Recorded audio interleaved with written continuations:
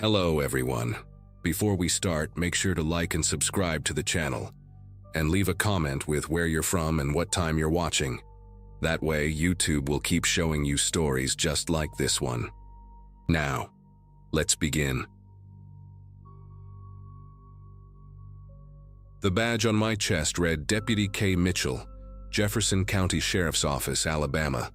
2 years ago, on a humid Tuesday in August, I was working the evening shift, patrolling the stretch of Highway 31 that runs through our jurisdiction. I'd been with the department for 8 years at that point, had a wife named Sarah and twin daughters who'd just turned 5. Life was good, you know, predictable in the way small-town law enforcement usually is. Traffic stops, domestic disputes, the occasional drunk driver. I loved my job, loved serving my community, loved coming home to my girls every night. That Tuesday started like any other shift. Me grabbing coffee from the marathon station where old Mrs. Henderson always had a fresh pot brewing, checking in with dispatch, then heading out to patrol. The sun was starting to dip low, painting everything in that golden Alabama light that makes even the ugliest strip mall look beautiful. Around 7:30 p.m., I was cruising past the Chevron station near mile marker 47 when I spotted this beat-up Honda Civic weaving between lanes like the driver was playing some twisted game of highway hopscotch. The car would drift left, jerk back right, then speed up before slowing down again. Classic signs of impaired driving, or maybe someone texting. I flipped on my lights and hit the siren, expecting the usual routine. Pull them over, check for signs of intoxication, maybe write a ticket. The Civic took its sweet time responding, continuing for another quarter mile before finally pulling into the Chevron parking lot. I remember thinking it was odd they chose to stop there instead of the shoulder, but figured maybe they wanted to be off the main road. I radioed dispatch with my location and the plate number, standard procedure. The gas station was busy, people filling up after work, kids running in for snacks while their parents pumped gas. I approached the vehicle with my hand resting on my holster, another standard precaution we're trained to take. The driver's window was already rolling down as I got closer, and I could see a young guy behind the wheel, maybe 19 or 20, wearing a faded crimson-tied cap pulled low. His passenger seat was cluttered with fast food wrappers and energy drink cans, and there was this weird chemical smell coming from inside.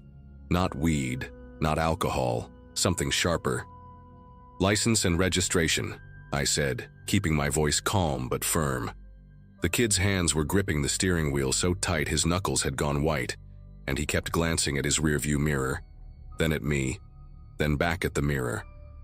"I wasn't doing nothing wrong," he said, his voice cracking like he was younger than he looked. "Just trying to get home." When he reached for his glove compartment, his movements were jerky, unnatural, like he was fighting against his own muscles. The registration was expired by 6 months, and when he handed me his license, I noticed his hand had this tremor to it. Not fear exactly, something else. Marcus Thompson, age 19, from Birmingham. I asked him to step out of the vehicle while I ran his information, and that's when things started going sideways. "Why I gotta get out?" he asked, his voice getting louder, more aggressive. "I know my rights, man. You can't just make me get out for no reason." I explained that I'd observed him driving erratically and needed to ensure he was safe to operate the vehicle. He started arguing, saying I was profiling him, that cops always hassled him for no reason. The chemical smell was stronger now with his window fully down, and I could see his pupils were dilated, despite the bright overhead lights of the gas station. More cars were pulling in, people starting to notice the traffic stop, some pulling out their phones. I kept my voice level, professional, but Marcus was getting more agitated by the second, his words coming faster, sometimes not even making sense. I called for backup, not because I couldn't handle one agitated teenager, but because the situation was escalating in a public place with civilians around. Deputy Jim Hawkins responded that he was 5 minutes out. Jim and I had been partners on and off for 6 years. He'd been the one who trained me when I first joined the department. Good man, coached Little League on weekends, had a son about Marcus's age. While waiting for Jim, I kept trying to de-escalate, asking Marcus about where he was headed, if everything was okay at home, just trying to bring the temperature down. But he wasn't having it. He kept fidgeting in his seat, reaching toward the center console, then pulling his hand back, muttering under his breath. "Sir, I need you to keep your hands where I can see them," I said, taking a step back from the vehicle. That's when I noticed the edge of something metallic poking out from under a wadded-up hoodie on his passenger floorboard. Could have been anything, a tool, a piece of car equipment, but given his behavior, I wasn't taking chances. Jim's cruiser pulled up behind mine just as Marcus suddenly pushed his door open and stepped out without being asked. He was taller than I'd expected, maybe 6'2", wearing baggy jeans and a white tank top that showed arms covered in amateur tattoos. "Man, I'm tired of this," he said, pacing back and forth next to his car, his movements sharp and unpredictable. "Y'all always messing with people for nothing." Jim approached from the passenger side, giving me a quick nod. We'd done this dance before. One officer maintains contact while the other provides cover and watches for threats. The crowd was growing now, maybe 15 or 20 people watching from various distances, some still pumping gas but with their eyes glued to us. I heard someone say something about another one, and here we go again. The tension in that parking lot was thick enough to cut, everyone waiting to see what would happen next. Marcus kept pacing, his rants getting louder, more incoherent, something about the government and chemicals and how we didn't understand what was really going on. "Marcus, I need you to calm down," Jim said in that steady voice of his, the one that had talked down hundreds of volatile situations over the years. "Nobody wants any trouble here. Let's just figure this out so everyone can go home safe." But Marcus wasn't listening anymore. His eyes kept darting between us, the crowd, his car, like he was calculating something. Then, in one quick motion, he dove back toward the passenger side of his vehicle. I saw him reaching for that metallic object under the hoodie, and time seemed to slow down. "Gun!" I shouted, drawing my weapon as Jim did the same. Everything after that happened in seconds, but felt like hours. Marcus came up with what looked like a chrome pistol, his arm swinging in our direction. The first shot, I'll never know who fired it, shattered the night air, followed immediately by several more. The sound was deafening, echoing off the gas station canopy, mixing with screams from bystanders diving for cover behind cars and gas pumps. I felt the heat of a round pass by my left ear, so close I could hear the whistle of displaced air. My training kicked in. Find cover, return fire only if you have a clear shot, protect civilians. I dropped behind the rear of Marcus's car while Jim took position behind our cruiser. Marcus had ducked down behind his open passenger door, occasionally popping up to fire wild shots that shattered the gas station windows and sparked off the concrete. "Drop the weapon," I kept shouting, even though I knew he probably couldn't hear me over the gunfire and screaming.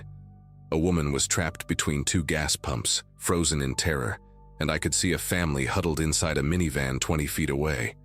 The smell of gunpowder mixed with spilled gasoline from a pump that had been hit.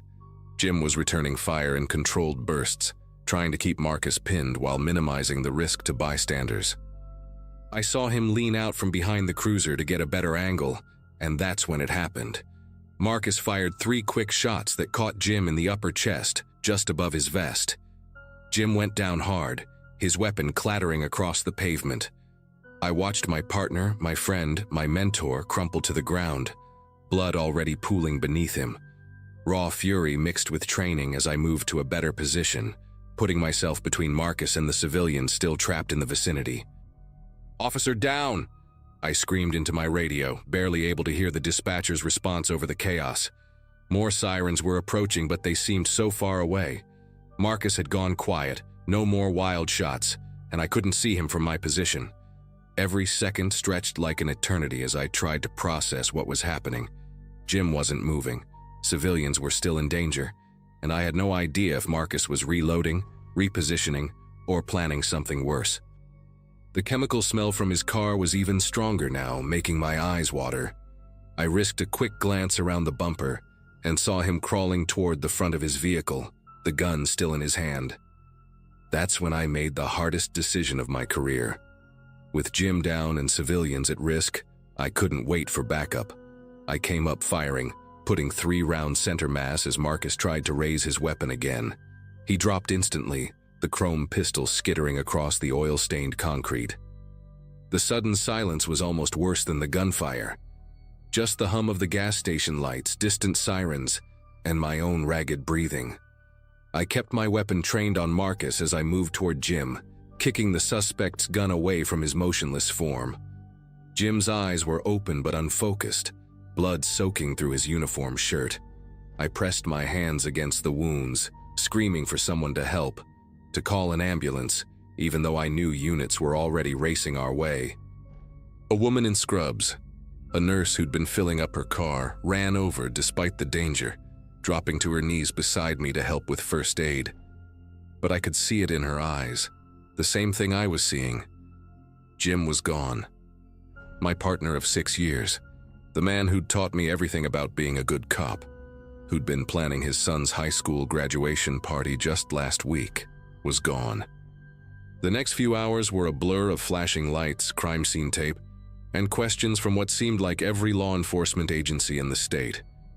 The gas station became a maze of evidence markers, each little yellow number representing a bullet hole, a shell casing, a piece of the nightmare that had unfolded. They took my weapon for the investigation, standard procedure, and I sat in the back of an ambulance while paramedics checked me over, finding cuts from flying glass I didn't even know I had. The whole time I kept replaying those seconds in my mind. Could I have done something different? Should I have waited for Jim before approaching the car? Why didn't I see the gun sooner? But the worst part was watching them load Jim's body into the coroner's van, knowing I'd have to face his wife Lisa, his son Tyler, and explain how I'd let their hero die. The nurse who'd tried to help, her name was Melissa, stayed with me until my captain arrived, holding my hand while I gave my initial statement through tears I couldn't stop. Here's the part that still makes my gut twist. Marcus Thompson didn't die that night. My shots had hit him, but he survived, spending 3 weeks in the ICU before being transferred to county jail. The investigation revealed that the chemical smell in his car was from methamphetamine production materials, and he'd been high during our encounter. His gun turned out to be stolen from a home invasion 2 counties over, but none of that mattered to our community, which erupted into chaos over the shooting. Half the town called me a hero for stopping a dangerous criminal and protecting innocent lives. The other half painted Marcus as a victim of police aggression, a troubled kid who needed help, not bullets. His family hired attorneys, held press conferences, showed pictures of him from high school when he'd been on the honor roll before drugs took hold. They said we escalated the situation, that 2 trained officers should have been able to handle 1 teenager without anyone dying. The protests started within days, people marching past the sheriff's office with signs bearing Jim's picture on one side and Marcus's on the other, as if their deaths were equivalent somehow. The trial, when it finally came 18 months later, tore our town completely apart. I testified for hours about that night, reliving every second under cross-examination from defense attorneys who picked apart each decision, each word, each moment.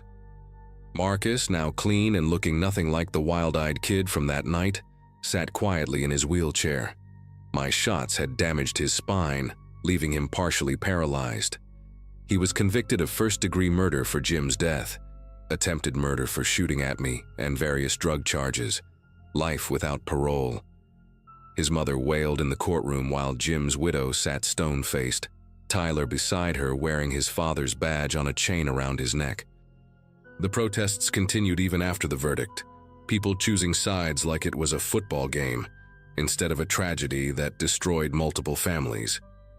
I went back to work eventually, but nothing was the same. Every traffic stop made my heart race. Every reach for a wallet or phone made me tense. I see Jim in my dreams, sometimes saving him, sometimes watching him die over and over.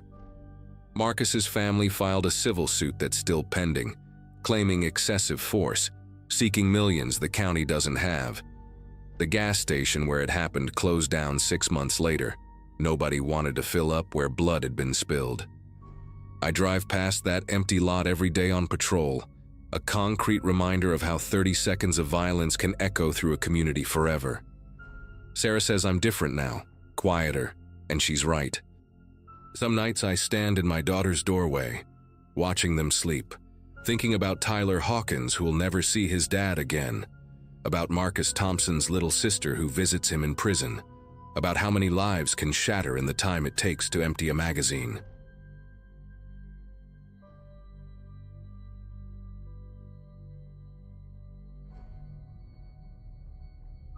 The call came through dispatch at 3:47 p.m. on a Tuesday afternoon in early November.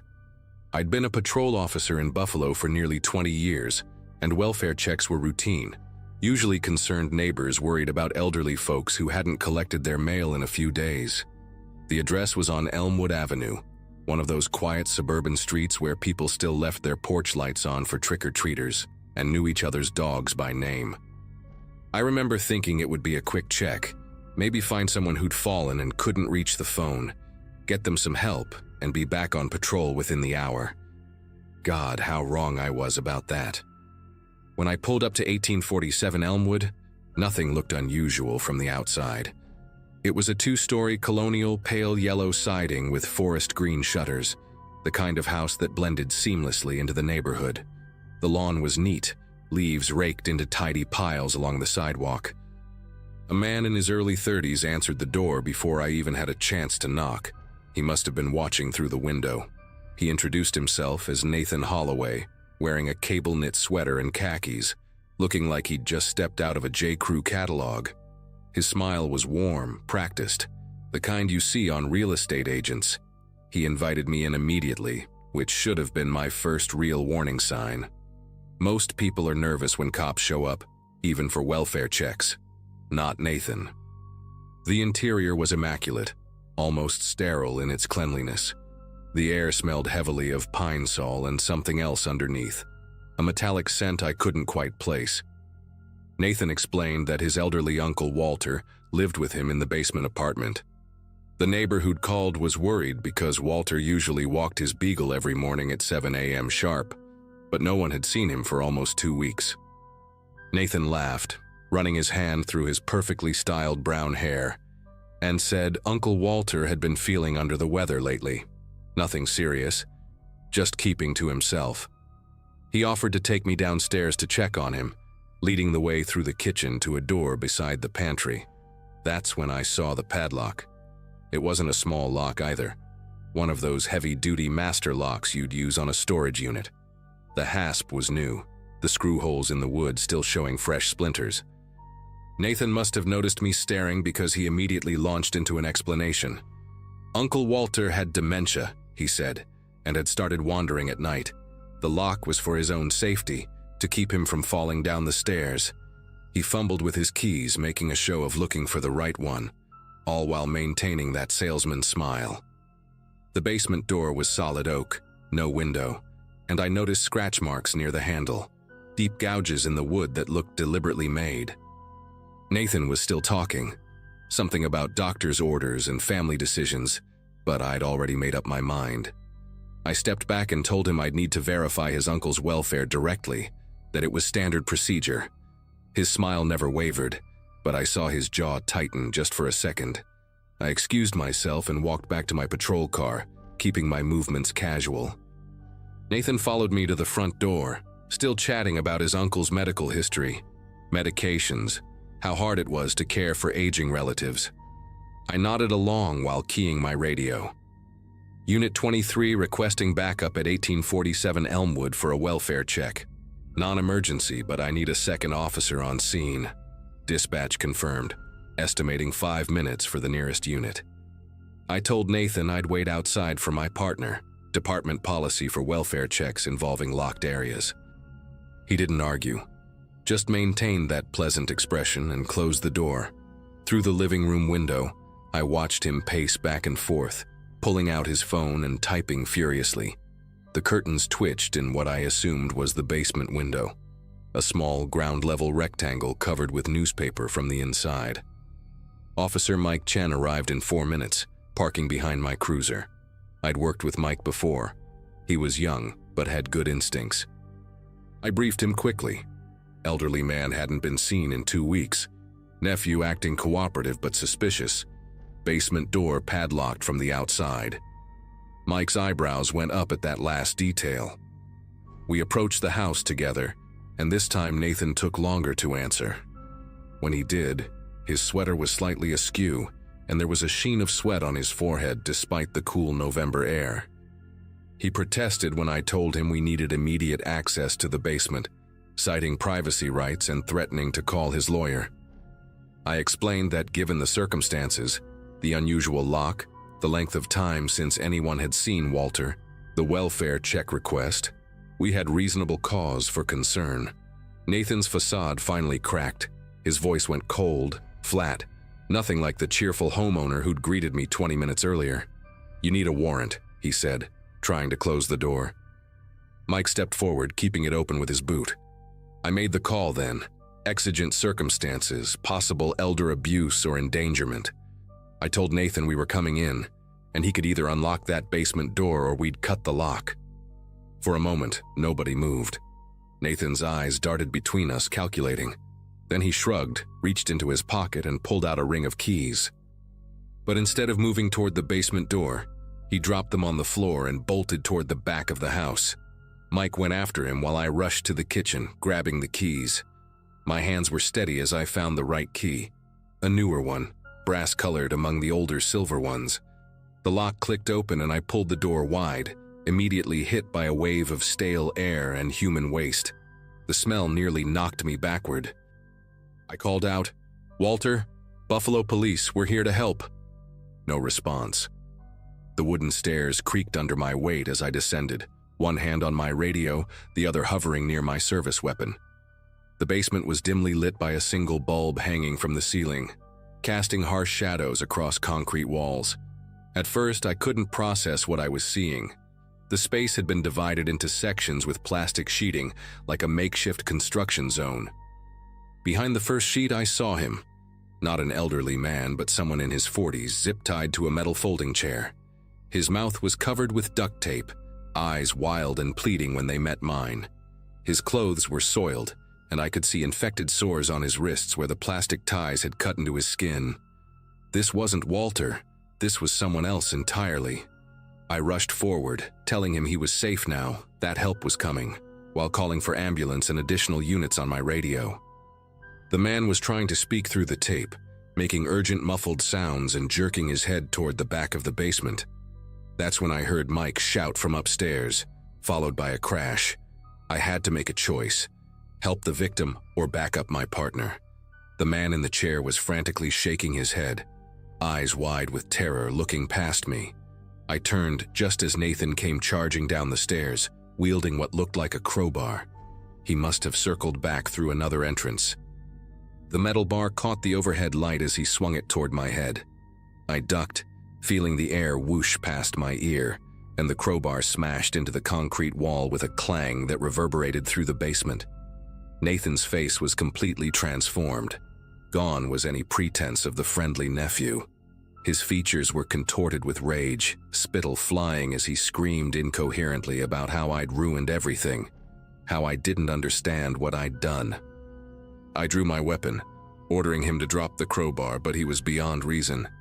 He swung again, wildly this time, knocking over a card table covered with zip ties, rolls of tape, and what looked like driver's licenses, dozens of them, spread out like playing cards. In that split second, I understood this was bigger than one victim. Nathan lunged at me and I sidestepped, using his momentum to send him sprawling into the plastic sheeting. Tangled around him, giving me seconds to retreat toward the stairs. Mike appeared at the top, blood running from a cut on his forehead, but otherwise okay. "Suspect in the basement," I yelled, and Mike called for immediate backup, all available units. Nathan was struggling to free himself from the plastic, still gripping the crowbar, when we heard sirens approaching. Multiple sirens. The cavalry was coming. What happened next was a blur of controlled chaos. Officers flooded the house, and Nathan was subdued and cuffed while screaming about his collection being ruined. Paramedics rushed past me to attend to the victim in the chair, later identified as Brian Morrison, a traveling salesman from Rochester who'd been missing for 9 days. As they cut him free and began medical treatment, Brian grabbed my arm with surprising strength. Through cracked lips, he whispered, "There are others. Other houses." He told me about the others. Detectives arrived and began processing the scene. Behind more plastic sheeting, they found 2 more rooms, both empty, but showing clear signs of recent occupancy.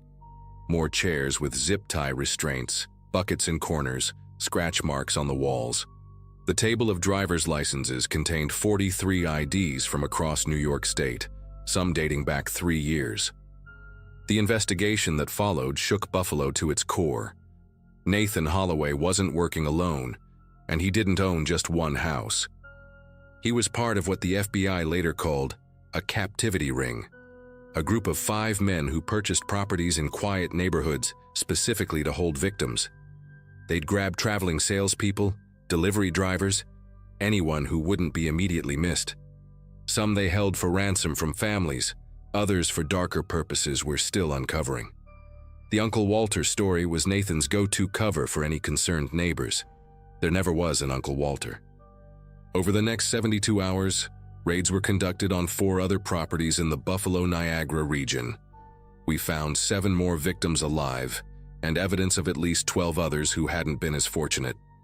Nathan's crowbar attack had left me with a bruised shoulder and some sleepless nights, but Brian Morrison was alive because we'd pushed through that locked door. 6 months have passed since that November afternoon. Nathan Holloway is awaiting trial on 37 state and federal charges. His 4 accomplices are also in custody. Brian Morrison spent 2 months in the hospital but made a full recovery and testified before the grand jury. He sends me a Christmas card now, with a photo of him and his family. The other houses on Elmwood Avenue have new families living in them, people who don't know about the basement rooms or the scratches on the walls that were painted over. Sometimes I drive past on patrol and it looks so normal, so suburban perfect, but I know now that the most dangerous doors are the ones that look like they're locked for innocent reasons. That welfare check, the one I thought would take an hour. It ended up being the case that defined my career, and every time I see a padlock where it shouldn't be, I remember Nathan's practiced smile and how evil can hide behind the most ordinary facades. These days, I always trust my gut when it tells me to look closer, to push harder, to not accept the easy explanation. Because sometimes, the person who needs help isn't the one they tell you about.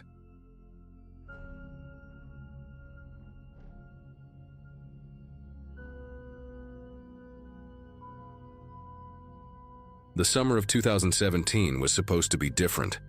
After 12 years working narcotics in Phoenix, I'd finally gotten the assignment that could make a real difference, infiltrating a car wash operation that was moving more fentanyl than soap. Clean Wave Auto Spa sat on the corner of 43rd and Thomas, a gleaming facade hiding what we suspected was one of the biggest distribution points in the Southwest. I'd spent 3 months building my cover as Marcus, a mechanic with a gambling problem who needed quick cash. The owner, a guy everyone called Tio, had started trusting me with small deliveries. That morning in August, everything changed. My wife Sarah was 7 months pregnant with our second child, and I'd promised her this would be my last deep cover assignment before requesting a desk position. I remember pulling into the car wash at 6 a.m. that Friday, the desert heat already making the asphalt shimmer. The place operated 24 hours, which made sense given what really kept the lights on. I'd been working the morning shift for 2 weeks, learning the rhythm of the place. Customers would pull up, ask for the premium detail package, and slide an envelope under their floor mat. We'd vacuum the car, slip a package into the spare tire compartment, and send them on their way. Simple, efficient, and generating millions. Tio had started letting me handle the exchanges myself, which meant the case was building momentum. My handler, Lieutenant Harper, said we were maybe 2 weeks from having enough to take down the entire network. Around 10 a.m., I was detailing a Honda Civic when my personal phone buzzed. I wasn't supposed to have it on me during shifts, but Sarah was so close to her due date that I kept it hidden in my toolbox. The text made my chest tighten. Someone followed me from the grocery store, black SUV. They're parked across the street. My wife wasn't the paranoid type. In all our years together, through all my undercover work, she'd never once complained about feeling unsafe. I told Tio I needed a smoke break and walked to the alley behind the wash. I called Sarah, and her voice was steady but strained. She'd noticed the SUV tailing her from the Safeway on Camelback, following every turn until she pulled into our driveway. Now they were just sitting there, engine running, tinted windows hiding whoever was inside. I wanted to leave right then, blow my cover and race home, but that would destroy months of work and potentially put us in more danger. I told Sarah to call 911 if they made any move, then hung up and tried to focus on the job. My hand stayed steady as I buffed another car, but my mind was racing. How did they know who I was? How did they find my family? The operation was need to know, with only a handful of people aware of my real identity. By noon, Sarah texted again. The SUV had left, but not before the driver tossed something onto our lawn. She was too scared to go check what it was, and I didn't blame her. I made an excuse to Tio about food poisoning and left early, breaking protocol but unable to stay away any longer. The drive home took 17 minutes, though it felt like hours. Every car in my rearview mirror could have been following me.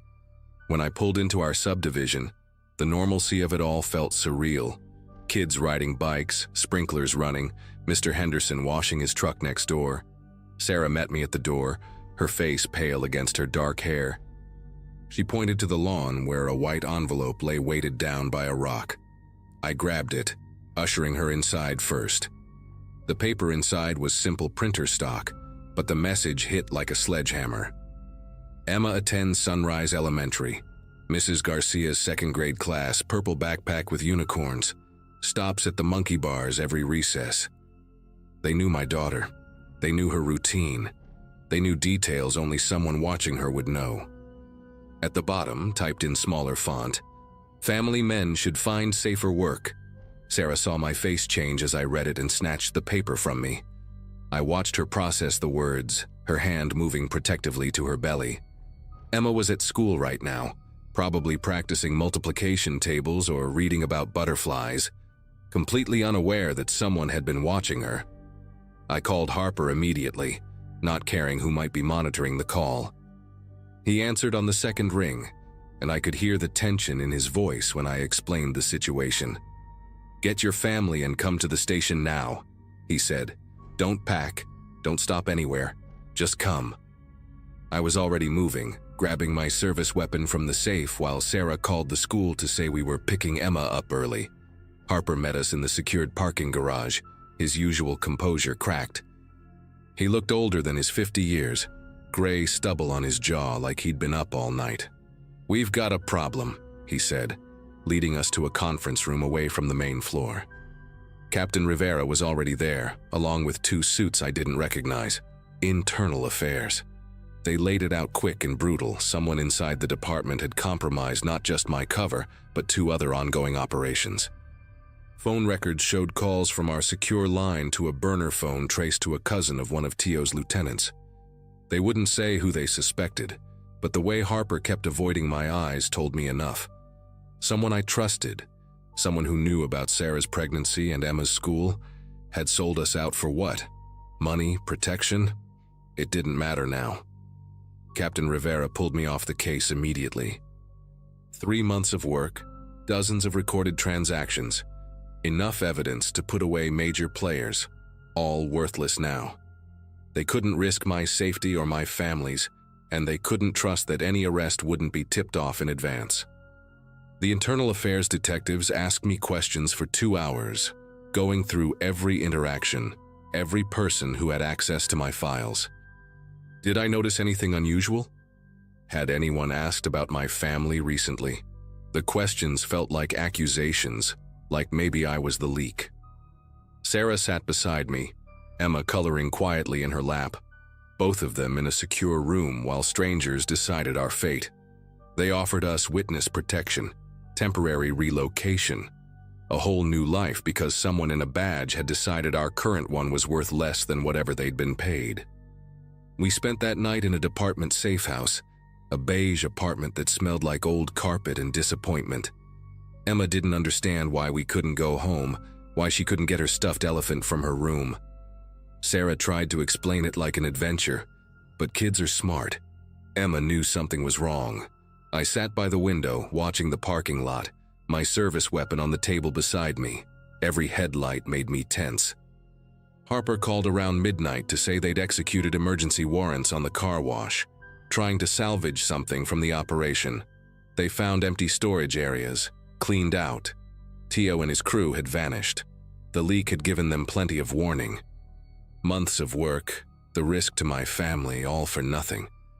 The worst part was knowing that whoever had done this was probably home in their own bed, counting their money while my pregnant wife tried to sleep on a stranger's couch. The investigation into the leak dragged on for months.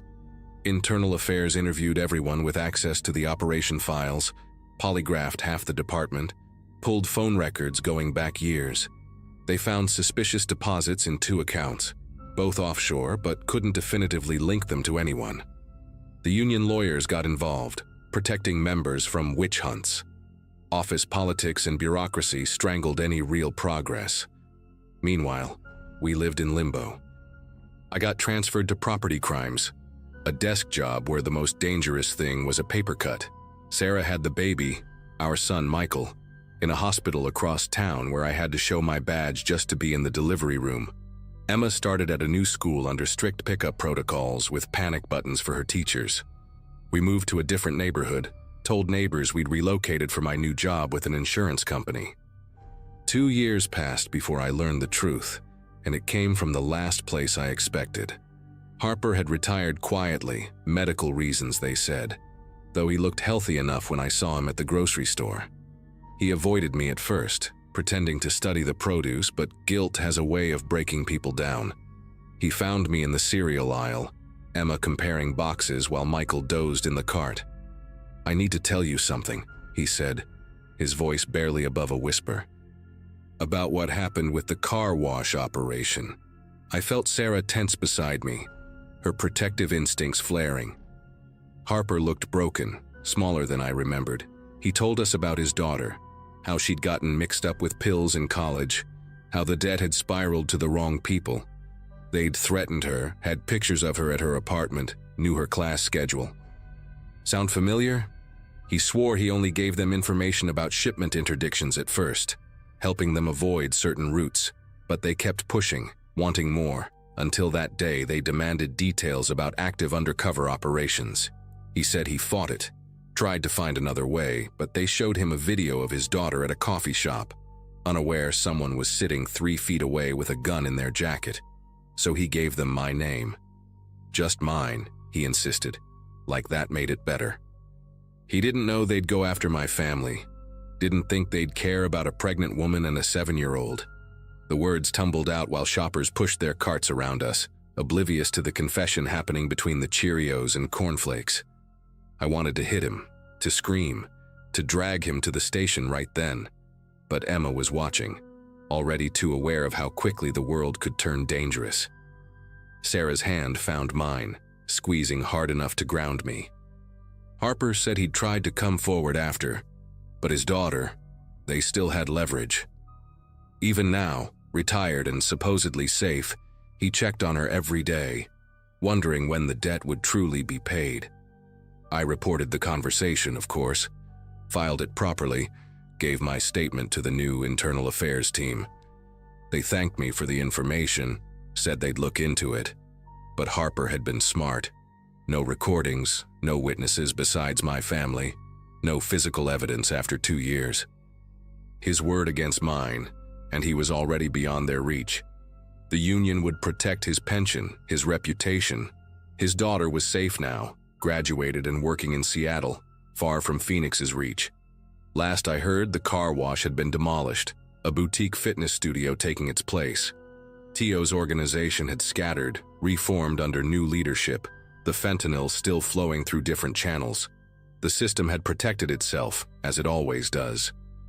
They gave me a commendation for my service, a nice certificate suitable for framing, and told me the case was closed. No one was held accountable. No one ever is. We still live in that same neighborhood, still maintain our cover stories. Emma's in middle school now, Michael just started kindergarten. Some nights I wake up and check the locks, peek through the blinds at the street. Sarah doesn't ask why anymore. She knows. We survived, adapted, moved on. But trust? That's something that died in a car wash parking lot on a Friday morning in August, and no amount of time or distance will bring it back.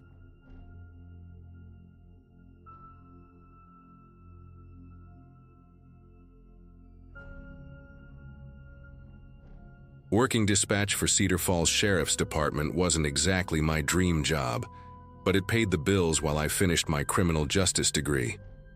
At 23, I figured I'd seen enough weird calls come through the radio to handle anything. Drunk drivers claiming they were being chased by invisible cars. Meth heads convinced the trees were talking to them. The usual small-town crazy. Our department was tiny, just Sheriff Coleman and 3 deputies covering about 200 square miles of farmland and forest. Most nights, it was just me and whoever drew the graveyard patrol shift, keeping the peace in a place where the most exciting thing that happened was teenagers drinking beer behind the old grain elevator. That Friday in October started like any other. Vincent Torres had pulled the overnight shift, and he was always my favorite deputy to work with. Where the other guys treated dispatch like an annoyance, Vincent actually talked to me, told me about his kids, complained about his ex-wife, shared stories from his time in the Army. He had this gravelly voice that made even the most mundane traffic stops sound important, and he never made me feel stupid when I mixed up the 10 codes. Around 11 p.m., he radioed in that he was heading out to check the Hendricks place, an old farmhouse that had been abandoned for maybe 15 years after the family moved to Florida. We'd gotten a few calls about lights being seen in the windows, probably just teenagers looking for a place to party. The Hendricks property sat about 12 miles outside town, down a winding dirt road that most people forgot existed.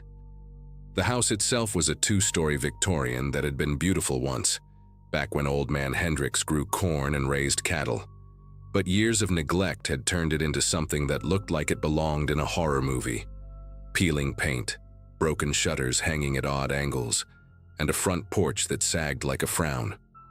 Behind the house stood a massive red barn that somehow looked even more menacing than the house, its roof partially caved in and its doors hanging open like a mouth.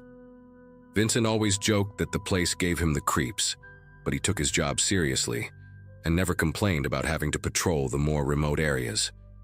The radio crackled at 11:47 p.m. I remember because I was watching the clock, counting down the hours until my shift ended. Vincent's voice came through clear and professional. "Dispatch, this is Unit 7. I'm approaching the Hendricks property now. Looks like there's some kind of disturbance in the barn area." I acknowledged and asked if he needed backup, but he said it was probably just animals or kids messing around. His voice sounded normal, maybe a little tired, but nothing that would make me think twice about letting him handle it alone. Cedar Falls was the kind of place where the biggest emergency was usually Mrs. Patterson's cat getting stuck in a tree, so sending one deputy to check out strange noises at an abandoned farm seemed perfectly reasonable. 20 minutes passed without another word from Vincent, which wasn't unusual since he was probably just walking around the property with his flashlight, checking doors and windows. But then the radio burst to life with a transmission that made my skin crawl. "Dispatch. There's someone in the barn. Can you run a check on—" "Wait, that's impossible." His voice had changed completely. It was tight, strained, like he was trying to keep quiet while simultaneously trying to understand what he was seeing. I immediately asked for clarification, but all I got was dead air. Then, about 30 seconds later, Vincent's voice came back barely above a whisper. "There's a man in there, but he's not moving right, like his joints are all wrong." I felt my heart rate spike as I grabbed the phone to call Sheriff Coleman, but Vincent continued talking, his words getting faster and more panicked. The next transmission came through so quietly, I had to turn up the volume all the way. "Dispatch, I need you to look up who lived here before the Hendricks family. This man, he's wearing clothes from maybe the 1940s or 50s, and he's just standing in the middle of the barn staring at the wall. But here's the thing, I can see right through him to the broken boards behind him. My hands were trembling as I frantically searched our database, but Vincent kept talking, his voice becoming more and more agitated. He turned and looked at me, and his face, Jesus Christ, his face is completely caved in on one side, like someone took a sledgehammer to it. But he's smiling at me with the half that's still there, and he's raising his hand like he wants me to come closer. I managed to find the property records and discovered that a man named Edgar Pruitt had lived on the land in the 1940s before mysteriously disappearing one winter night. His body had never been found, but neighbors reported seeing him walking toward the barn the last time anyone saw him alive. When I tried to radio this information to Vincent, all I heard was static. Then, clear as day, Vincent's voice came through one final time. He's not alone. There are others coming out of the shadows, and they're all looking at me the same way. They're all smiling with broken faces, and they're walking toward me like they want to show me something. The transmission cut out completely, leaving me with nothing but the terrifying sound of dead air, and my own racing heartbeat echoing in the empty dispatch room. For the next hour, I tried every 10 minutes to raise Vincent on the radio, while Sheriff Coleman and the other two deputies raced toward the Hendricks property. When they finally arrived, they found Vincent's patrol car exactly as I'd later heard it described. Driver's door hanging open, engine still running, radio crackling with static. His body camera had been switched off at exactly 12:23 a.m., just 6 minutes after his last transmission, and the footage showed him walking toward the barn entrance while whispering something that made the investigating officers go pale. The camera caught his final words clearly. "I know you're not real, but I can't stop walking toward you."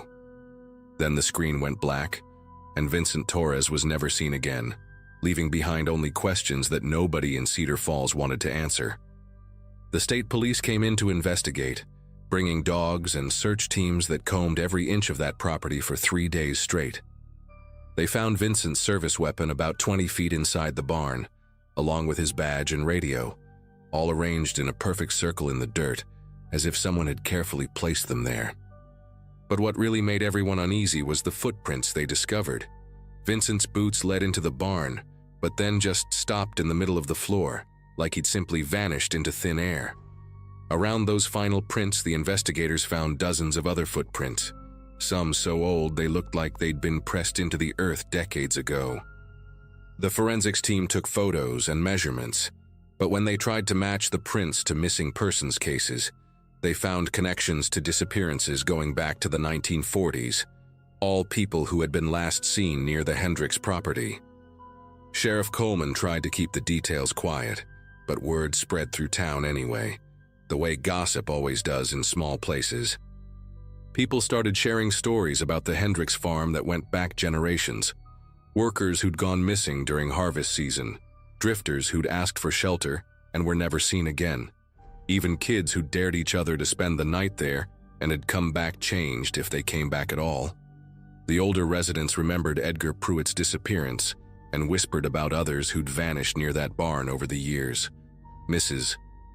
Henderson, who lived closest to the property, admitted she'd been hearing voices coming from the direction of the barn on quiet nights for as long as she could remember, always sounding like they were calling for help. 3 months after Vincent disappeared, I quit my job at the sheriff's department and moved to Phoenix to finish my degree. I couldn't handle hearing his voice every time I closed my eyes, or the way the radio would sometimes pick up strange transmissions late at night, whispers that sounded like they were coming from underground, or voices pleading for someone to come find them. Sheriff Coleman retired early, and the department was absorbed into the county system.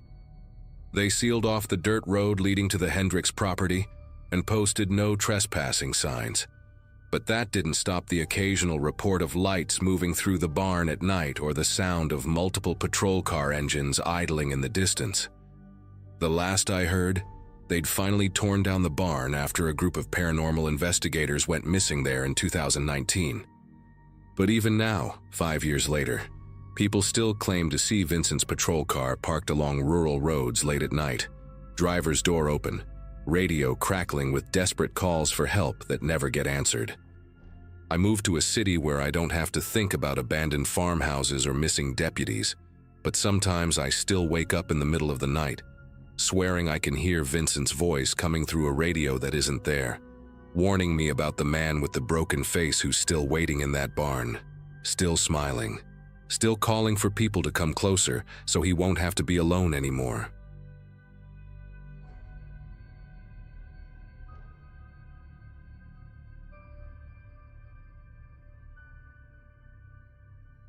Look, I've worked nights at the Millfield Police Department for about 8 years now, and honestly, most shifts blend together into this hazy routine of paperwork, coffee that tastes like motor oil, and the occasional drunk driver.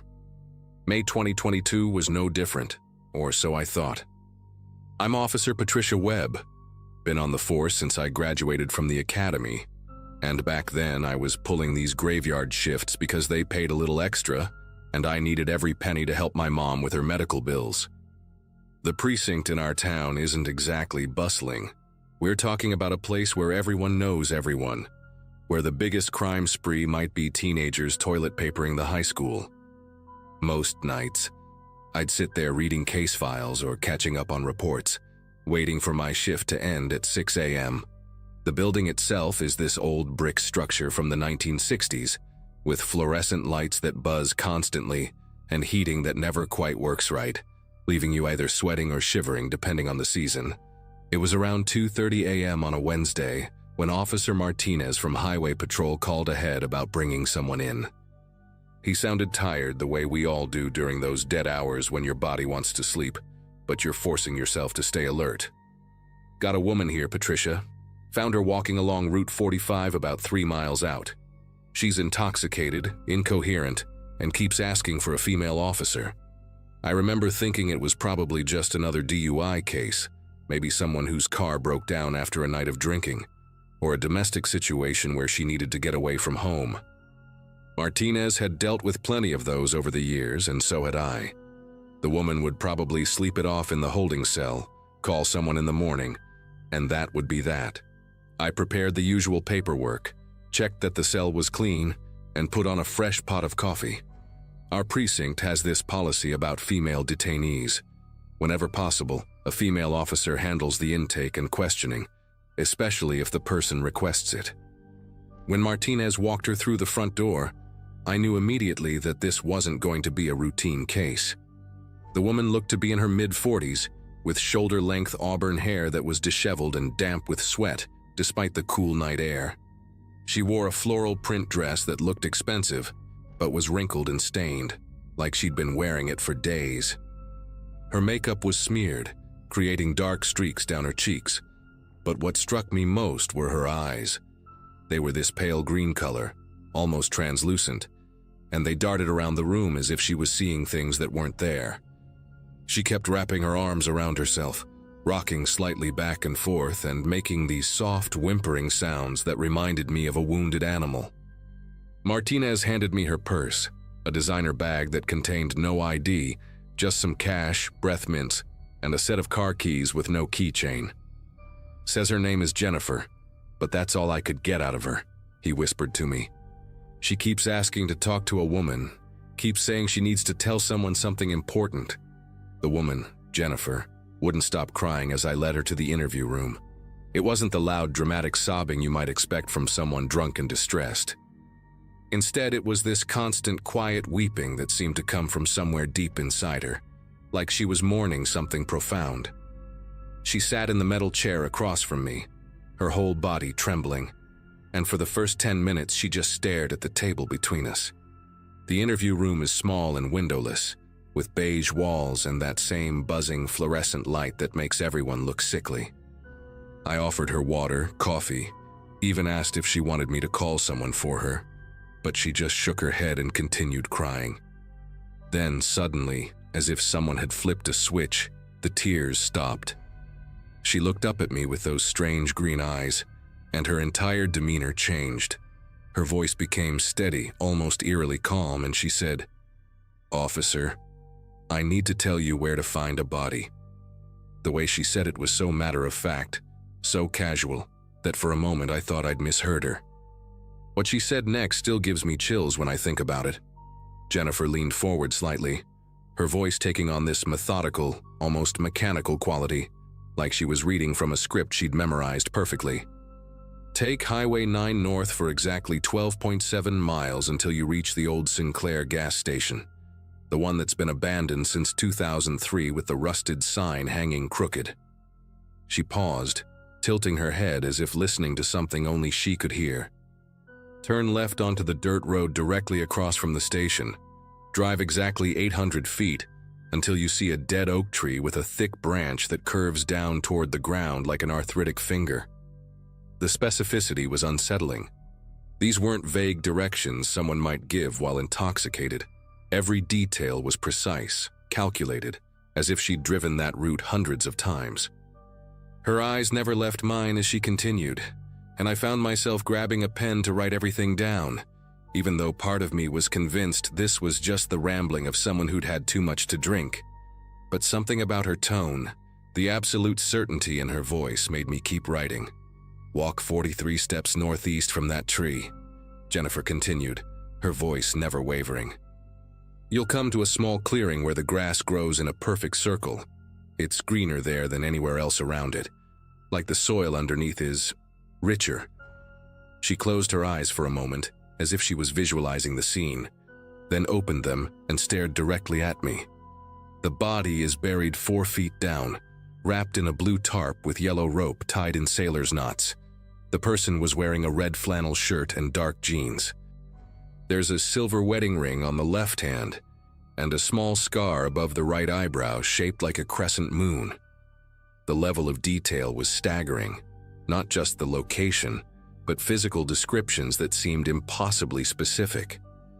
I kept writing, my pen moving faster across the notepad, trying to capture every word. Jennifer's breathing had become deeper, more rhythmic, like she was in some kind of trance. The room felt colder somehow, and I noticed that the fluorescent light above us had stopped its constant buzzing, creating an eerie silence broken only by the scratch of my pen on paper. Then, just as abruptly as she'd started, Jennifer blinked several times, as if waking up from a deep sleep. She looked around the room with genuine confusion, like she couldn't remember how she'd gotten there. When she saw me sitting across from her with my notepad full of directions, her expression shifted to one of complete bewilderment. "What did I just say?" she asked, her voice small and scared again, nothing like the confident tone she'd used moments before. When I started to read back her detailed directions, she shook her head vigorously, pressing her palms against her temples. "I don't know what that means," she whispered. I was reliving something. Sometimes I see things, feel things that aren't mine. I don't know whose memories they are, but they come to me like I lived them myself." She looked at me with those pale green eyes, now filled with terror, rather than the strange calmness from before. "Please don't make me talk about it anymore. I can't control when it happens and it scares me." She clamped her mouth shut after that, crossing her arms tightly over her chest, and no matter what I said or asked, she wouldn't speak another word. The rest of my shift dragged by in this weird haze of uncertainty. I'd processed Jennifer for public intoxication, and by morning her sister had come to pick her up. A normal-looking woman named Carol, who apologized profusely and explained that Jennifer had been struggling with alcohol and episodes since their father's death 6 months earlier. Carol seemed genuinely embarrassed, saying Jennifer sometimes got these vivid dreams or hallucinations when she drank, that she'd make up elaborate stories that seemed real to her in the moment. As they left, Jennifer looked back at me once, and I swear I saw recognition in her eyes, like she remembered everything she'd told me but couldn't bring herself to acknowledge it. I spent the drive home that morning thinking about those directions, about the incredible specificity of every detail she'd given me. Part of me wanted to dismiss it as the fantasy of someone dealing with grief and alcohol, but I couldn't shake the way she'd described that clearing, the way she'd known exactly how many steps to take from the tree. When I got home, instead of going straight to bed like I usually did, I sat at my kitchen table with a cup of coffee and that notepad, reading over everything I'd written. For 3 days, I tried to put it out of my mind. I told myself it was just the rambling of a drunk woman having some kind of breakdown, that following up on it would be a waste of time and resources. But every quiet moment I had, those directions would pop back into my head.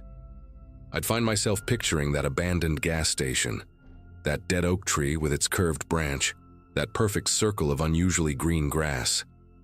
On Saturday, I finally mentioned it to Sergeant Bennett during our briefing, trying to sound casual about it. Hey, we had this woman in the other night who was giving some pretty specific directions to, well, she claimed there was a body buried somewhere off Highway 9. Bennett raised an eyebrow and asked me to elaborate, so I read him Jennifer's directions word for word. He listened without interrupting, and when I finished, he was quiet for a long moment. "Webb," he said finally, "that's pretty detailed for someone who was supposedly drunk and hallucinating. You think there's any chance she was telling the truth?" The question hung in the air between us, and I realized that deep down, I'd been wondering the same thing. We both knew that our department got maybe 1 or 2 murder cases a year, and most of those were domestic situations where we knew who did it within hours. Bennett decided we should at least drive out and take a look, if only to put the matter to rest. He assigned Officer Stevens to come with me. Stevens had been with the department for 15 years and had a good eye for details. The drive to Highway 9 was quiet, both of us probably wondering if we were about to waste our afternoon chasing the delusions of a drunk woman. But when we reached the 12.7-mile mark, there was the abandoned Sinclair station, exactly as Jennifer had described it. The rusted sign was indeed hanging at an angle, swaying slightly in the breeze, and directly across from it was a narrow dirt road that looked like it hadn't been used in years. Stevens and I exchanged glances, and I could see he was thinking the same thing I was. The first part of her directions had been spot on. We turned onto the dirt road and I watched the odometer carefully. At exactly 800 feet, we came upon a clearing where a massive dead oak tree stood, its thick branch curving downward in a way that did look remarkably like an arthritic finger. The similarity to Jennifer's description was unsettling, and I felt this weird tingling sensation at the base of my neck, like someone was watching us even though we were clearly alone. Stevens and I got out of the patrol car and walked northeast from the tree, counting our steps carefully. At step 43, we entered a small clearing that made both of us stop dead in our tracks. There, exactly as Jennifer had described, was a perfect circle of grass that was noticeably greener and lusher than the vegetation around it. The circle was maybe 8 feet in diameter, and the grass within it grew thick and vibrant, while everything outside the circle looked normal for late May, a little dry, a little yellow from the heat. Stevens knelt down and ran his hand through the grass, then looked up at me with an expression I'd never seen on his face before. "Patricia," he said quietly, "this grass is growing like there's fertilizer underneath it, like there's something decomposing in the soil." We both stood there for a moment, staring at that unnaturally green circle, and I felt a chill run down my spine despite the warm afternoon sun. Everything Jennifer had told me was proving to be accurate, down to the smallest detail. Stevens pulled out his phone and called Bennett, explaining what we'd found. Within an hour, we had 3 more units on scene, and Bennett had contacted the county sheriff's department to request their cadaver dogs. The wait for the dogs felt like an eternity. We cordoned off the area and took photographs, documenting everything exactly as we'd found it. Bennett arrived with Detective Hayes from the county, a woman who'd worked dozens of homicide cases and had this no-nonsense attitude that usually made me feel confident. But even she seemed unsettled by the precision of Jennifer's directions, and how perfectly they'd led us to this suspicious-looking patch of ground.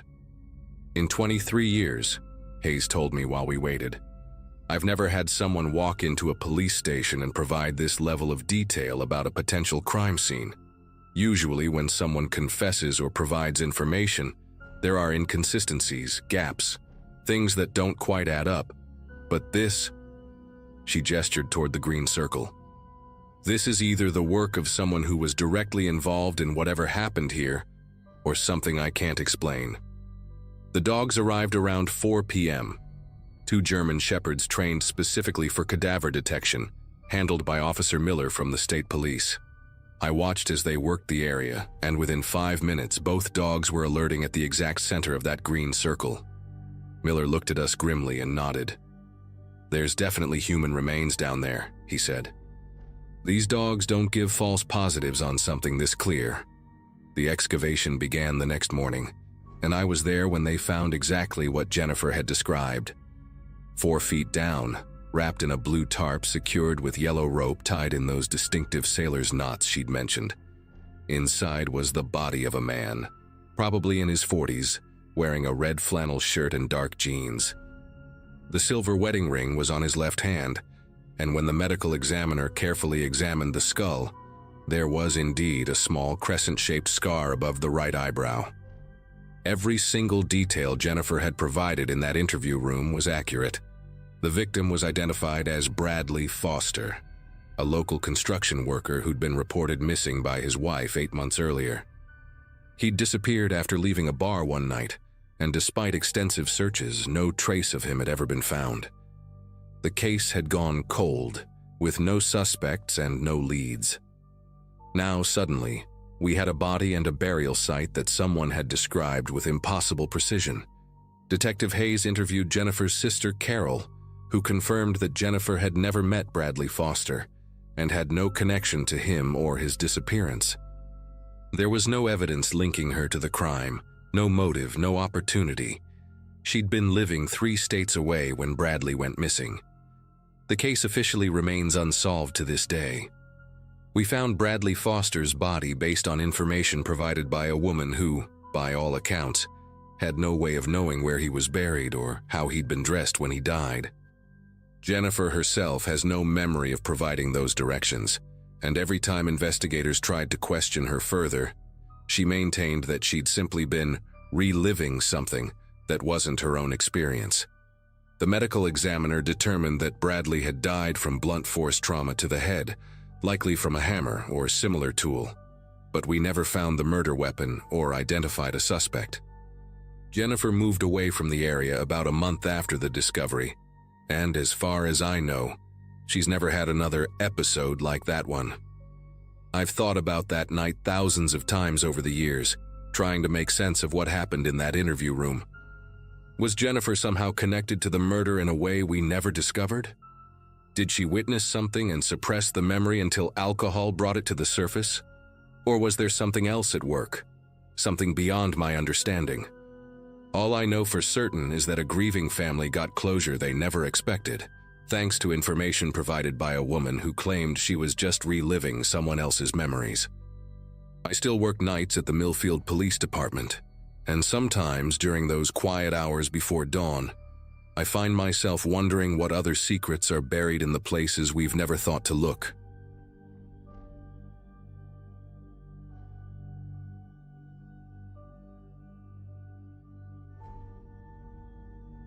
Property crimes wasn't exactly what I pictured when I joined the force 3 years ago.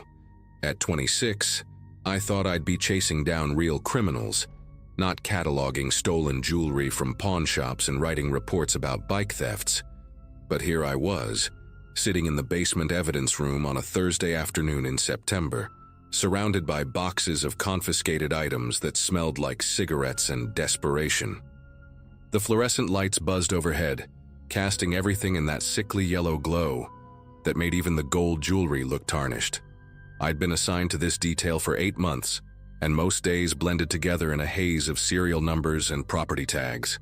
The city had been cracking down on fence operations, which meant more work for me, sorting through endless bags of watches, rings, and chains that people had pawned for quick cash. My partner Jenny had called in sick that morning, leaving me alone with what felt like half of downtown's stolen goods.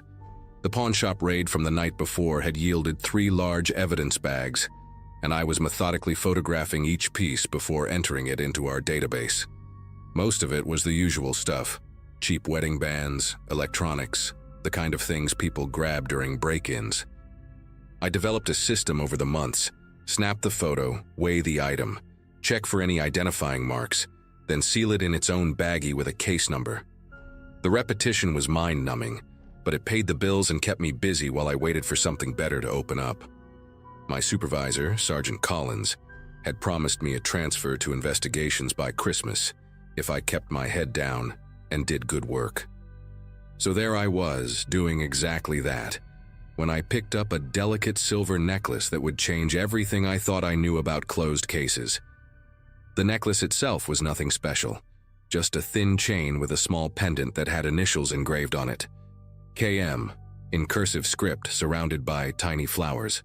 The silver had that slightly tarnished look that comes from being worn regularly, and there was a small dent on the back of the pendant, like it had been dropped on concrete.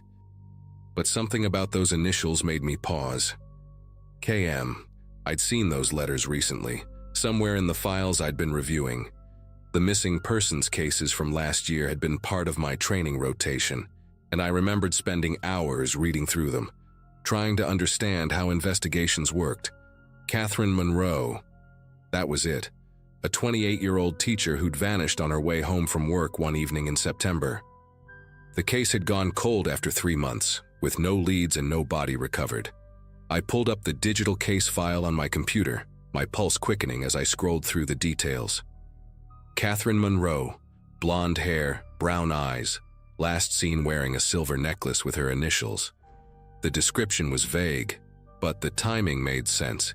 She'd disappeared 11 months ago, and pawn shops were notorious for holding on to items for exactly that long before putting them out for sale.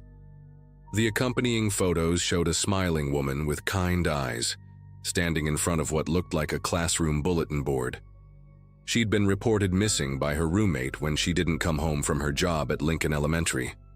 The investigating officer had been thorough, interviewing co-workers, checking her usual routes, even pulling security footage from nearby businesses. But after 3 months with no breaks in the case, it had been officially suspended pending new evidence. When I brought the necklace to Sergeant Collins' attention, he barely looked up from his paperwork. He was a heavy-set man in his 50s who'd seen every kind of case imaginable, and his expression remained unchanged as I explained the potential connection. "Could be anyone's initials, Rodriguez," he said, using my last name the way he always did when he wanted to remind me of my place in the department hierarchy. Half the women in this city probably have those initials. Besides, that case was worked to death by Detective Whitaker. No relation, different spelling, and he's good at what he does. If there was something there, he would have found it. But I couldn't let it go that easily. The coincidence felt too strong, and something in Catherine's case file photos kept nagging at me. Collins dismissed my concerns with a wave of his hand and told me to focus on the job I was actually paid to do. That evening, I took the case file home with me, which was technically against policy, but not uncommon for officers trying to make their mark. I spread the documents across my kitchen table and studied every detail under the warm light of my desk lamp. Catherine had been a dedicated teacher, well-liked by her students and colleagues. She lived alone after her roommate moved out, worked late most evenings grading papers or preparing lessons. The night she disappeared, she'd stayed until almost 7 o'clock, which wasn't unusual for her.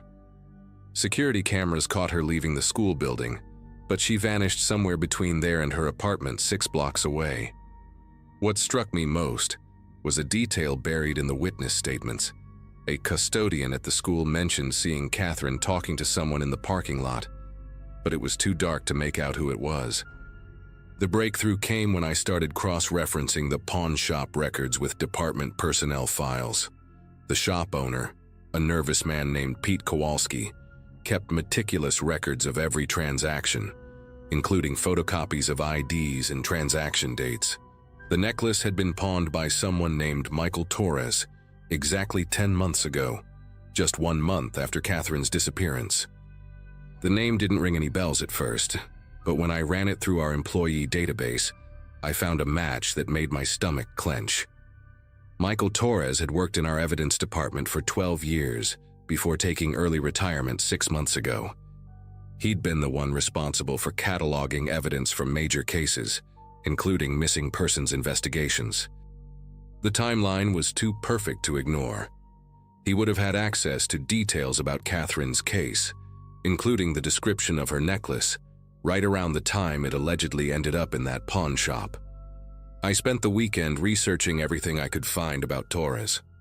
Public records showed he lived alone in a modest house on Elm Street, about 15 minutes from the station. He'd never been married, no kids, and his personnel file was clean, except for a few minor disciplinary actions for tardiness and sloppy paperwork. But what really caught my attention was his work schedule during Catherine's investigation. He'd been assigned to evidence intake during that exact period, which meant every piece of physical evidence from her case would have passed through his department. The more I dug, the more convinced I became that this wasn't just a coincidence. Torres had access, opportunity, and now I had physical evidence linking him to the victim. The question was whether I could prove it without alerting him to my investigation. On Monday morning, I made the decision to pay Torres a visit under the pretense of following up on some old evidence procedures. I told Collins I was reviewing protocols for property intake, which wasn't entirely a lie, and he waved me off without much interest. Torres lived in an older neighborhood where the houses sat close together, separated by narrow driveways and chain-link fences. His place was a small ranch-style home painted an ugly shade of yellow, with overgrown bushes blocking most of the front windows. The yard was unkempt, and newspapers were piled up on the front porch like he hadn't been collecting his mail regularly. When I knocked on the door, it took several minutes before I heard footsteps approaching. The man who answered was thin and pale, with graying hair and nervous eyes that darted past me toward the street before settling on my badge. Torres invited me inside with the kind of forced politeness that people use when they're trying too hard to appear normal. The living room was dimly lit and cluttered with stacks of magazines and empty takeout containers, but it was the wallpaper that made me feel like I'd been punched in the chest. Faded blue flowers on a cream background, with an intricate pattern that I'd seen before in Catherine Monroe's case file. In one of the crime scene photos from her apartment, she'd been standing in front of that exact same wallpaper during a birthday party just weeks before her disappearance. The paper was distinctive enough that it couldn't be a coincidence. The same manufacturer, the same pattern, even the same slight discoloration around the edges where moisture had damaged it. Torres was watching my face carefully as I took in the room, and I could tell he was trying to gauge whether I'd noticed anything unusual. I managed to keep my composure and went through the motions of asking about evidence procedures, but my mind was racing. The wallpaper had been stripped from Catherine's apartment after her landlord renovated the place, according to the case notes. Somehow, Torres had gotten his hands on it and installed it in his own home like some kind of twisted trophy. As we talked, I noticed other details that made my skin crawl. A coffee mug on the kitchen counter that matched the set described in Catherine's missing property list, a small ceramic figurine on the mantel that looked identical to one mentioned in her roommate's statement. Torres seemed to relax as our conversation continued, probably thinking he'd successfully fooled me into believing this was just a routine visit. But every item I recognized from the case file was building a stronger case against him in my mind. When I finally left his house, I drove straight to the station and pulled every piece of evidence from Catherine's case. The wallpaper detail had been documented but never investigated. It was just background information in a photo, something the original detective had noted but not pursued. I spent hours comparing the crime scene photos to what I'd seen in Torres's living room, and the match was undeniable. More importantly, I found security footage from the school parking lot that the original investigation had missed, a camera angle that showed Catherine's car still in the lot at 7:15 p.m., but also showed Torres's pickup truck parked nearby. The timestamp proved he'd been there during the window when she disappeared, despite never being questioned as a potential witness. The arrest went down smoothly 3 days later. Torres didn't resist when we showed up with the warrant, and once he realized we had him dead to rights, he confessed to everything. He'd been obsessed with Catherine for months, following her routine, studying her case file to learn more about her. The night she disappeared, he'd approached her in the parking lot and convinced her to let him help load some boxes into her car. From there, he'd overpowered her and taken her to his house, where he'd kept her for 2 days before she died trying to escape. He'd buried her body in the woods behind his property and slowly moved her belongings into his home over the following weeks.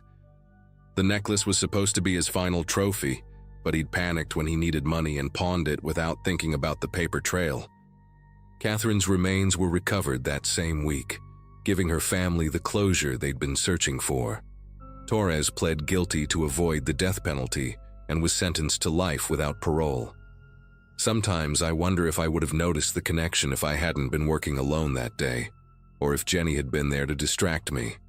But I'm grateful I trusted my instincts and didn't let Sergeant Collins talk me out of following the lead. It taught me that sometimes the smallest details can crack the biggest cases wide open.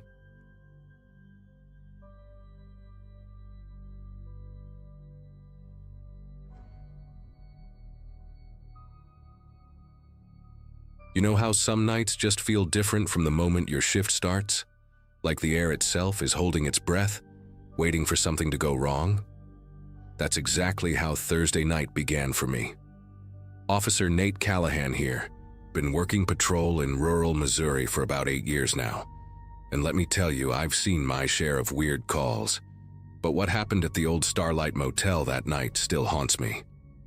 I was 34 then, living alone in a small apartment above the hardware store on Main Street, spending most of my time either at work or at Murphy's Bar trying to forget about work. The divorce had been finalized 6 months earlier, and I was still adjusting to the silence that filled my evenings.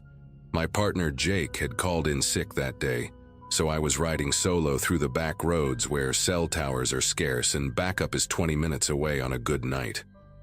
The call came in around 11:47 p.m. from dispatch. Old Betty's voice crackling through the radio like she always did when she was nervous. Unit 23, we've got reports of a disturbance at the old Starlight Motel on County Road 15. Caller says there's a woman out there acting strange, possibly under the influence. I knew that motel well. It had been shuttered for 3 years after the owner died, leaving behind a crumbling testament to better times.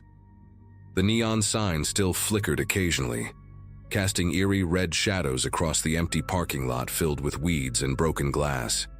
Local kids sometimes used it for parties, but mostly it just sat there like a monument to decay. As I pulled into the gravel lot, my headlights swept across the 2-story building with its peeling paint and boarded-up windows. The place had always given me the creeps, even in daylight, but tonight it felt particularly ominous. That's when I saw her for the first time, a figure moving erratically near the old ice machine by the office. She was barefoot, wearing what looked like a hospital gown that had seen better days, and her hair was matted against her head like she'd been running through brambles. Even from a distance, I could see she was talking to herself, gesturing wildly at something only she could see. I killed the engine and stepped out slowly, keeping my hand near my service weapon but not drawing it. Yet. "Ma'am, I'm Officer Callahan with the County Sheriff's Department," I called out, my voice carrying across the empty lot. "I just need to talk to you for a minute." She stopped moving immediately, her head snapping toward me with an unnatural quickness that made the hair on my neck stand up. For a moment, we just stared at each other across maybe 50 feet of cracked asphalt, and I could swear I heard her breathing even from that distance. What happened next caught me completely off guard. Instead of responding or even acknowledging my presence in any normal way, she let out this sound. Not quite a scream, not quite a laugh, but something in between that made my skin crawl. Then she bolted. Not toward the road where most people would run, but deeper into the motel complex, disappearing behind the building where the old pool used to be. I should have called for backup right then, should have waited for another unit. But something about her condition made me think she might hurt herself if I didn't act fast.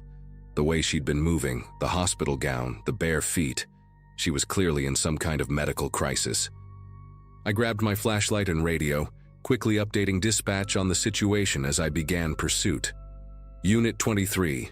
Subject is a white female, approximately 20-30 years old, wearing hospital attire, currently fleeing on foot behind the motel structure. Requesting backup but proceeding to make contact. Betty's response was garbled by static, but I caught enough to know help was on the way. The back of the motel was even more deteriorated than the front, if that was possible. Chunks of concrete had fallen from the second-story walkway, creating an obstacle course of debris that crunched under my boots. The old swimming pool had been drained years ago, and now served as a collection point for trash and dead leaves, creating this putrid smell that hit you like a wall. My flashlight beam cut through the darkness, sweeping back and forth as I tried to locate the woman. The silence was absolute except for the distant hum of the interstate and the occasional creak of the building settling. I could feel my heart rate picking up. Not from fear exactly, but from that heightened awareness you develop after years of not knowing what you're walking into. Every shadow looked like it could be hiding someone, and the way the wind whistled through the broken windows above made it sound like whispers. I kept thinking about how she'd moved, that jerky, unpredictable way that screamed mental health crisis or drug overdose. I found signs of her passage easily enough, wet footprints on the concrete where she'd stepped through puddles, and a few drops of what looked like blood near the old maintenance shed. The shed door was hanging open, creaking on rusted hinges, and I could see disturbed dust patterns on the floor inside. But she wasn't there. My radio crackled with an update from dispatch, but the static made it impossible to understand, which wasn't unusual for this dead zone behind the building. I was completely on my own until backup arrived. That's when I noticed the old motel sign lying partially collapsed against the back wall. One of those big roadside signs with the metal framework still intact, but most of the letters missing. Something about it looked wrong, like it had been disturbed recently. Wires were hanging loose from where the electrical connections used to be, and some of them looked like they'd been deliberately pulled free, rather than just deteriorated over time. I approached the sign cautiously, my flashlight revealing more of those wet footprints leading right up to it, and then nothing. It was like she'd just vanished into thin air. The logical part of my brain was running through possibilities. Maybe she'd doubled back while I was checking the shed. Maybe she'd found a way into the building itself. But standing there in the darkness, surrounded by the smell of decay and the sound of metal groaning in the wind, logic felt pretty far away. I was about to radio for a wider search perimeter when I heard it, a soft scraping sound coming from somewhere above me. Not the random settling of an old building, but something deliberate and rhythmic, like someone dragging something heavy across concrete. I tilted my head back and swept my flashlight beam along the second-story walkway, but the overhang blocked most of my view. The scraping stopped the moment my light hit the area. That's when every instinct I'd developed over 8 years of police work started screaming at me to get back to my patrol car and wait for backup. But I couldn't just leave knowing there was someone in crisis up there, possibly injured and definitely in need of help. I found the exterior staircase at the far end of the building, concrete steps with a metal handrail that felt solid despite the rust. Each step seemed to echo louder than it should have in the quiet night air. Halfway up, I could see the walkway clearly, a long corridor with rooms on one side and a waist-high concrete wall on the other, looking out over the parking lot. Most of the room doors were sealed with plywood, but a few hung open into darkness.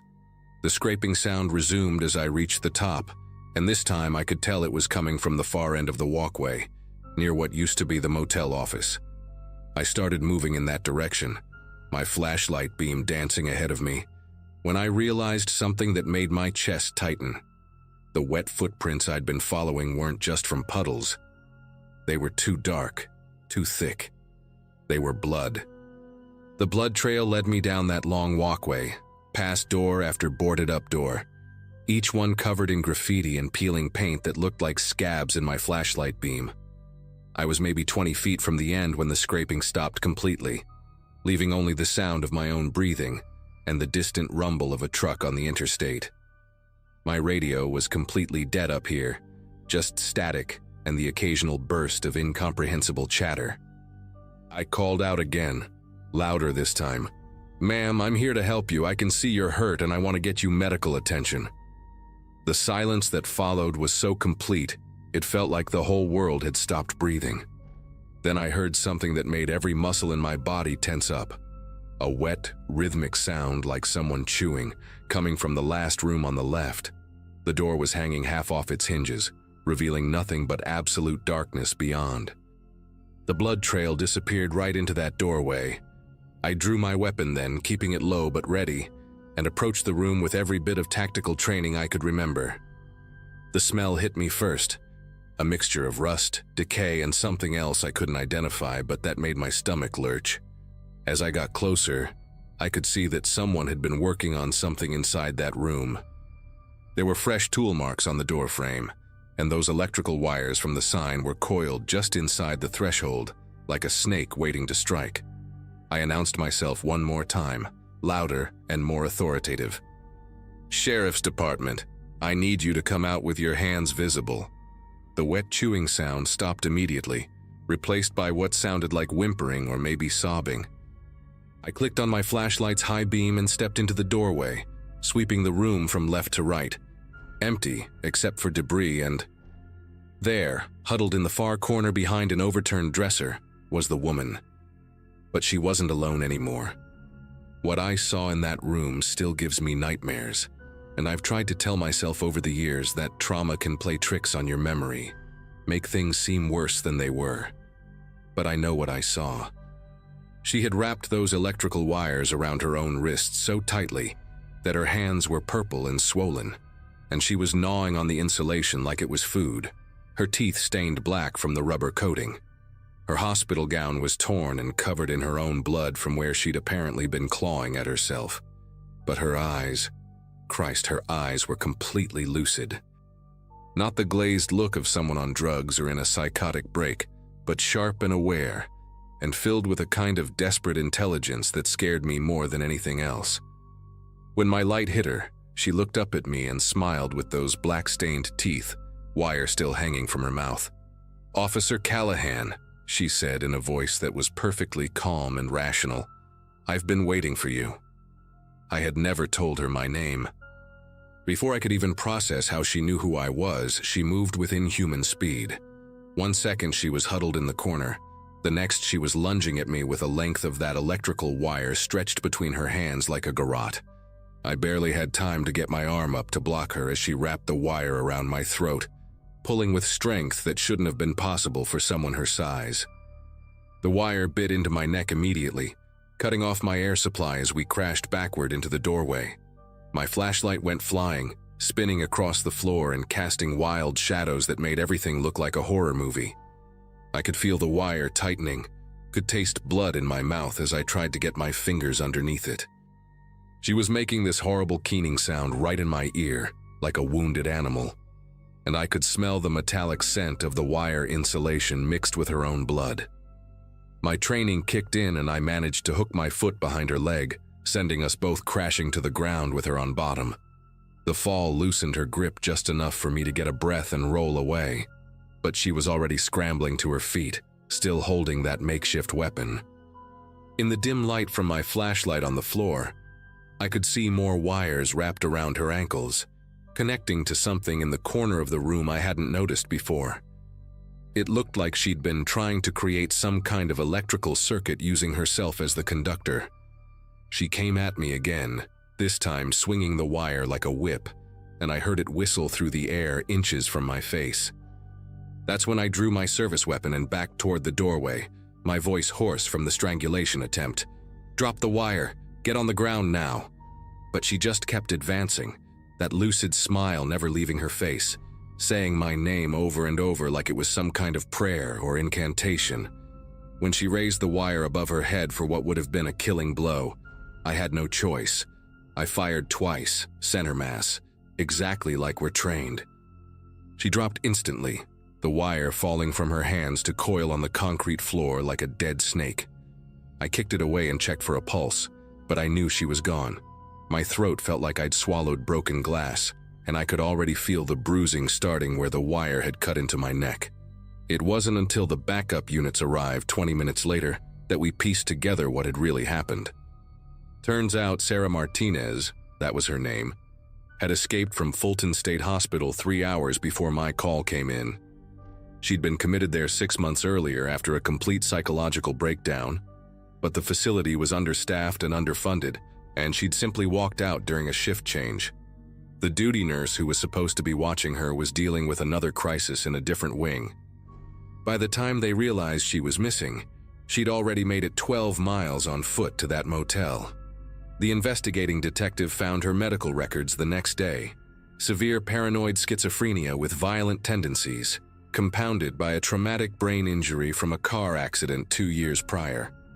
She'd been hearing voices that told her specific things about people, which explained how she knew my name. The system had failed her long before my bullet did, and I've had to live with that knowledge ever since.